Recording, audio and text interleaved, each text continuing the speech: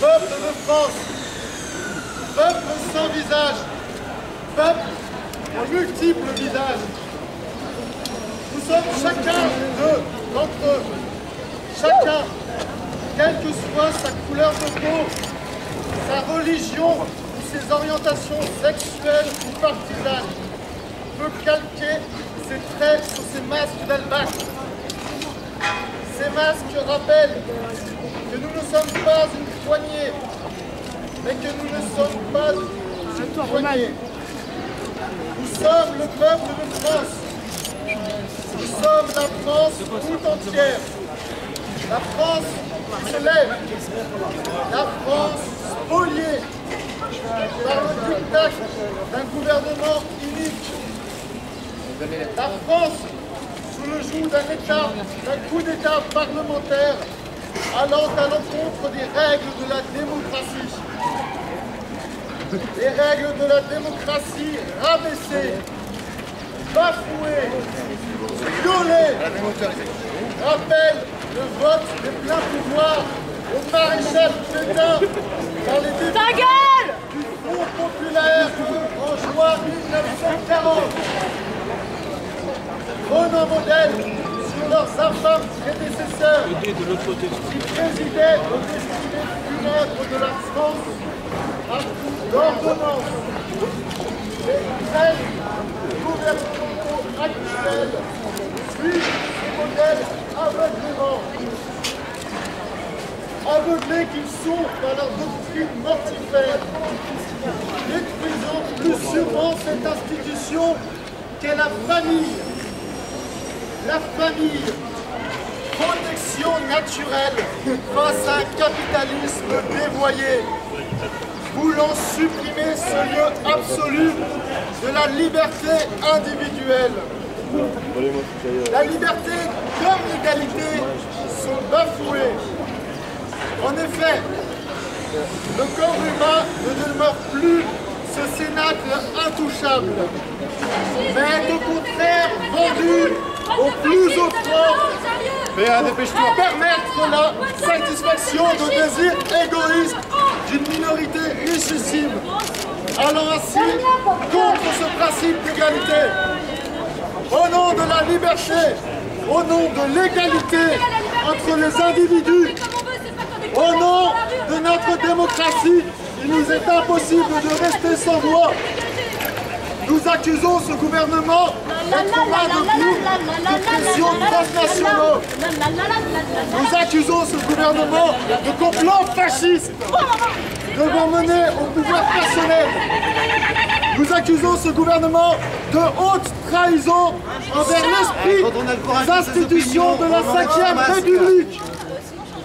Dans le but d'apaiser les esprits et d'éviter que de nouvelles forces françaises de l'intérieur ne se lèvent, nous exigeons le retrait de ce projet de loi vichiste qu'est le mariage pour tous, car ainsi que l'écrivait Engels, derrière la fausse humanité moderne se dissimule une barbarie ignorée de nos prédécesseurs.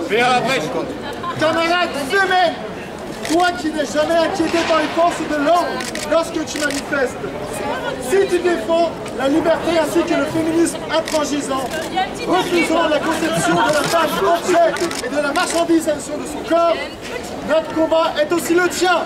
Femen, rejoins-nous! Monsieur le Président, écoutez les Français qui sont aujourd'hui encore et toujours dans la rue. Respectez et considérez celles et ceux qui ont accepté de vous faire confiance en votant pour vous ou qui s'en remettent au respect de la majorité démocratique, le cas échéant. Aujourd'hui, ils sont exaspérés devant le mépris avec lequel vous considérez leur mouvement populaire et citoyen qui ne cesse de s'amplifier dans tout le territoire français. Laissez-vous tous ensemble. Et pourtant, ces manifestants restent déterminés et pacifiques. Eux, Monsieur le Président, ne brûleront pas de voitures. Eux ne blesseront pas les forces de l'ordre. Mais eux ne laisseront pas massacrer la famille au nom de ce qui la fondent, le mariage entre un homme et une femme.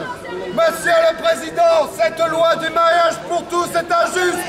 Le peuple a peur pour ses enfants. La nation française est secouée au plus profond de ses entrailles. Pourquoi, Monsieur le Président, imposer une union contre nature dans le mariage, déstabilisant les repères de notre société, et notamment celle de l'enfant déjà bouleversé par les séparations et les divorces? Pourquoi imposer à tous les enfants à naître le droit d'être privés d'un père ou d'une mère? Pourquoi imposer aux personnes blessées par la vie le droit d'être le nouveau blessé dans l'adoption? Pourquoi imposer aux plus pauvres le droit à la marchandisation du corps humain? Des situations particulières méritent d'être étudiées. C'est indéniable, Monsieur le Président. Mais en quoi la loi de l'intérêt général serait l'expression des particularismes? Monsieur le Président, la France traverse une grave et profonde crise. Mais la France a prouvé par son histoire qu'elle était capable des plus beaux faits d'armes dans les moments les plus sombres. Retirez le projet de loi, alors vous serez l'homme qui aura protégé le plus faible, l'enfant qui a besoin d'un père et d'une mère. Retirez le projet de loi. Alors, Monsieur le Président, vous serez l'homme qui aura enrayé l'enchaînement infernal vers la PMA, la GPA. Retirez le projet de loi. Alors vous serez l'homme qui aura limité le déclin de la France, patrie des droits de l'homme. Allons enfants.